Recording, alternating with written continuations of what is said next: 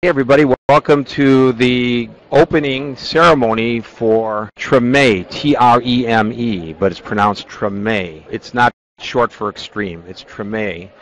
It's an HBO, as you could tell, series that actually is a fictional account of post-Katrina New Orleans, but it is very real because it is shot on location and it's critically acclaimed and now going into the second season. And this is the official opening. There's going to be a screening here at the Museum of Modern Art in New York City. Gary Baumgardner with Pal Talk. Good to meet you. Tell me about your character, India. Sophia is sort of a normal teenage girl living in New Orleans. Her father died last year in the show, and so this year it's very much about dealing with that and her relationship with her mother and sort of becoming more independent, I think, as a person. So. You're not originally from New Orleans.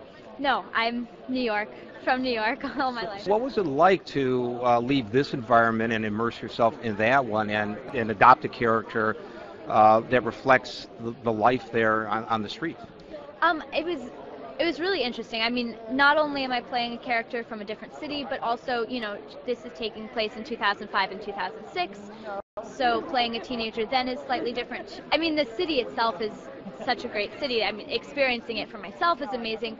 But I think the attitude there is very different, and so it took me a little while to adapt to that and sort of learn from that and see where the character is coming from. But the way it's written has helped a lot because David Simon completely understands the city, and so I think his writing has helped me sort of portray the character. You slow down a little bit, right, compared to the pace here? Yes, definitely. It's a lot slower there. Well, thank you very much. Hi, Steve. Hey, Gary Baumgartner with Pal Talk. Good to meet you. You are a musician, and you play a musician. I guess that makes sense. Yeah, it does. I mean, just like in The Wire, I played a redneck recovering addict, and I am a redneck recovering addict. Woo!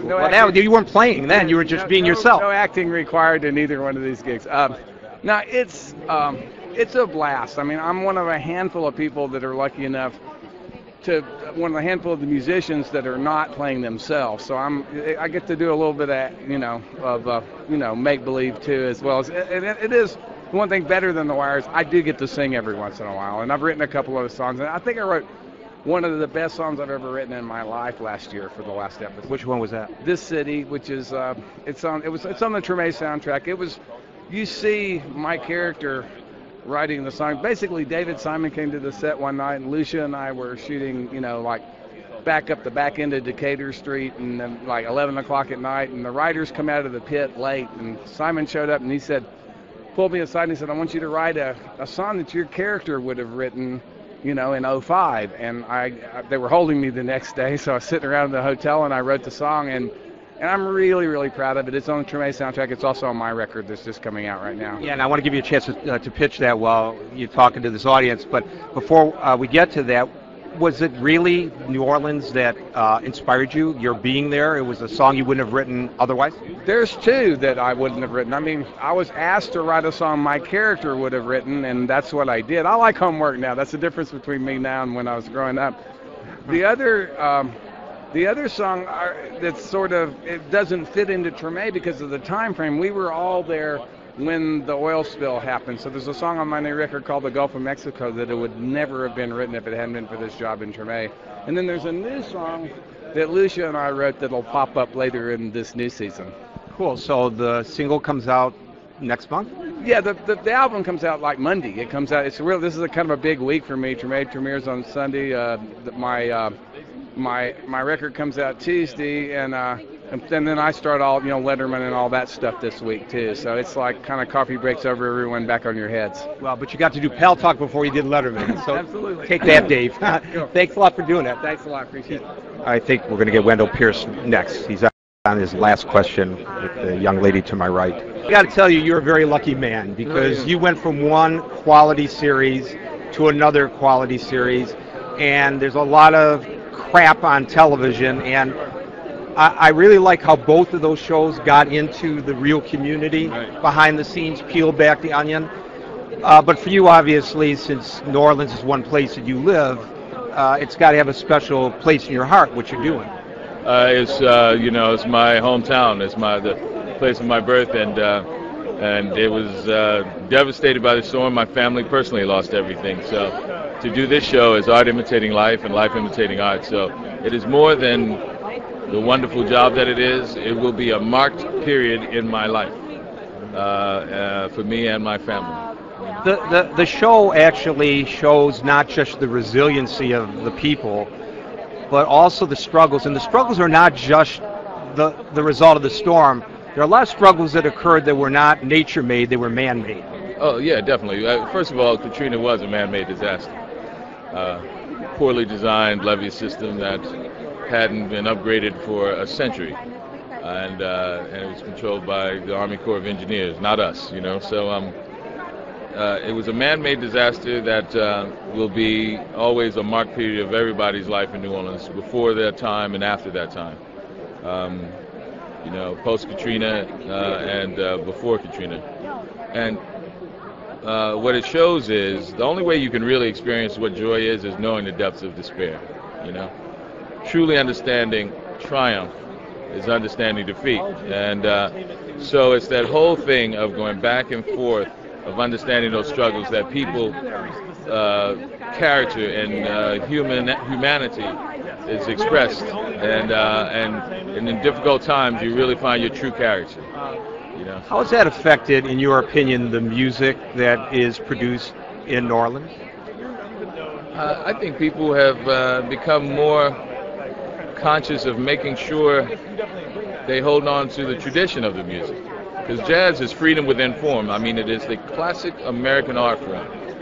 To honor uniquely American. Uniquely American. You are seeing on display in New Orleans, you know, I would dare say the greatest display of the American aesthetic in a generation since post-World War II. You know, the Marshall Plan in Europe and the building of the middle class of America. You're seeing people saying, in spite of everything, here are our values, and we are able to express ourselves individually, be adaptive, improvise, and all of that, and keep structure, build an infrastructure, keep the structure of a community, and understanding the role of culture and understanding that structure. So the music has changed, that people now don't take it as much for granted. They're like, man, this can all be wiped out in a day. And so it's reminded of how the culture came about, how the second line is a social network too. There's social aid and pleasure clubs. It was when, you know, poor people and black folks could not get insurance, so they pooled their money. And they did second lines. If your father's sick, here's some money, take care of him. If your mother dies, we're going to send them out nice. We're going to have a music behind the coffin, and we're going to dirge to the cemetery and celebrate her life coming back. All of that tradition came out of a community actually coming together. That really, the true part of the human aesthetic and the humanity is cooperation and not competition. And you understand that in heightened periods, and especially heightened periods of crisis. The city's undergoing a transformation. There's a gentrification, as they say. With that, maybe some of that's good. There's a bit of an infusion of money. Maybe some people who previously fled the city are now embracing it and coming back. Maybe that's good. But it changes things for people who stayed when others left and are now coming back. Are you conflicted at all about that? No, I'm not conflicted. I welcome everybody, you know. All right, thank you, Wendell. On my soapbox. No, I'm glad you did. I'm glad you did. Thank you. I appreciate it. Enjoy it. I'm Gary Baumgardner with Talk. P-A-L-T-A-L-K. Good to meet you. Could you tell me a little bit about your part? I play Annie. Yeah. She is a Annie T, right? Annie T. She's a young violinist. She starts off as a street musician last season, and this season you watch her sort of develop. She's playing with bigger bands, playing in bigger venues, trying to find her own, see if she can write songs herself. Is that who you really are? In your part on the show? In my part, they kind of molded Annie to have a similar background to me, so she has a classical background and actually comes down to New Orleans originally to follow her boyfriend and to sort of explore these other kinds of music. So she's like learning how to play Cajun music and trad jazz and learning how to play the fiddle, but has like a very classical background. And so I've learned to play the fiddle. It's the same thing. Right. I know. It just depends what the genre is, whether you call it a violin or a fiddle. But have you really, in real life, as a musician, been influenced by the music there? Is life imitating the art? Oh yeah. I mean, I've played with all the people that Annie plays with, I'm playing with and learning from. A lot of times it's music that I haven't played that kind of music before, so I kind of will spend time with those musicians or the band beforehand and try to understand quarterly how it's different from something else, or there's a lot of improvising, so there's been a lot of that's what I was going to ask you about, is the improvisation. Classical, it's very specific. Yeah. But with Cajun music, Totally. You can go out on your own and almost riff, right? Right. Yeah, so I have actually learning how to do that, and it's really cool. It's really nice, and one of my favorite things about this whole experience has been that I've worked with so many of these musicians, and they're really, really, really generous. I feel like far more than, in cities like New York and LA, musicians can be kind of just more, right. I don't know what the word is, something. Yeah. And in New Orleans, more competitive here and more cooperative there, maybe, right? And because it's a different thing, they're motivated by they want to pass it down, they want to share it, they want to share the songs, they want to share the music and the knowledge. It's not about trying to get to something or trying to be something. It's really just about enjoying that culture and passing it on. So they've been very, very, very generous with And that's what music's supposed to be. Yeah, it's excellent. It's excellent that there are places where it's still like that. I'm trying to ensure that we get David here on live. Hi, David. Gary Baumgartner from Paltalk, Paltalk. Okay. On the internet. So, first of all, this is your town, right? What? New Orleans or no? How does it? Because everybody telling me this is like a labor of love for you. This. No, I'm from Baltimore. Oh, you're from Baltimore. That's why The Wire was shot there. Yes. Okay, now I get it. So, tell me, The Wire was an extremely realistic view of Baltimore, and So is this. so is this. I was a journalist for 15 years. It's my training. And so when I got into film, it was almost an accident. And what I really care about is the depiction being representative of what we're trying to offer. And that's, if you don't know what you don't know, there are people to ask and there's reporting to be done. And people have been generally helpful to us. And we hire a bunch of writers. I don't care whether you've written in TV or not. I don't hire TV writers and say go to New Orleans. I hire writers from New Orleans, journalists, novelists, filmmakers from New Orleans, and say join the project and let's make it organic to this place. And I think that's the difference, is that I'd rather get somebody who's in the writing room can speak for New Orleans rather than somebody that could speak for a television trope. I've heard it said, and this is a television show, and it's a fictional account of a real situation and all that. It's a drama. But it's a drama. But I have heard people say that after the national news media left New Orleans, the story wasn't being told until this show launched. That's very kind. I actually think I've read an awful lot on New Orleans, a lot of journalism, a lot of books that have come out in the last 5 years.